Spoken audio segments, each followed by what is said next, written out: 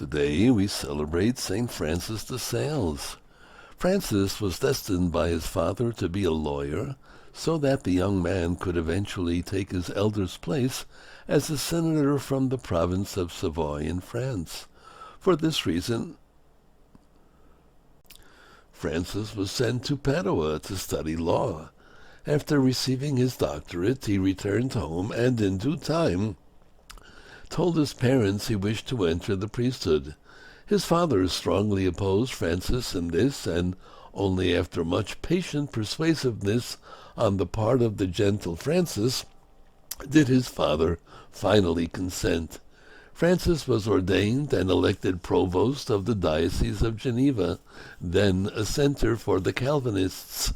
Francis set out to convert them, especially in the district of Chablais. By preaching and distributing the little pamphlets he wrote to explain true Catholic doctrine, he had remarkable success. At 35, he became Bishop of Geneva. While administering his diocese, he continued to preach, hear confessions, and catechize the children. His gentle character was a great asset in winning souls. He practiced his own axiom, a spoonful of honey attracts more flies than a barrelful of vinegar. Besides his two well-known books, The Introduction to the Devout Life and A Treatise on the Love of God, he wrote many pamphlets and carried on a vast correspondence. For his writings he has been named Patron of the Catholic Press. His writings, filled with his characteristic gentle spirit, are addressed to lay people. He wants to make them understand that they too are called to be saints. As he wrote in The Introduction to the Devout Life, it is an error, or rather a heresy, to say devotion is incompatible with the life of a soldier, a tradesman, a prince, or a married woman.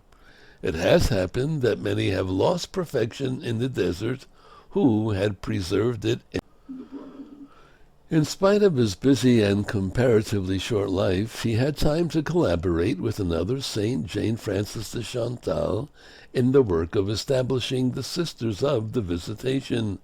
These women were to practice the virtues exemplified in Mary's visit to Elizabeth: humility, piety, and mutual charity. They at first engaged to a limited degree in works of mercy for the poor and the sick. Today, while some communities conduct schools, others live a strictly contemplative life. St. Francis de Sales took seriously the words of Christ, "Learn of me, for I am meek and humble of heart." As he said himself, it took him 20 years to conquer his quick temper, but no one ever suspected he had such a problem, so overflowing was his good nature. He was known as the gentleman saint, St. Francis de Sales.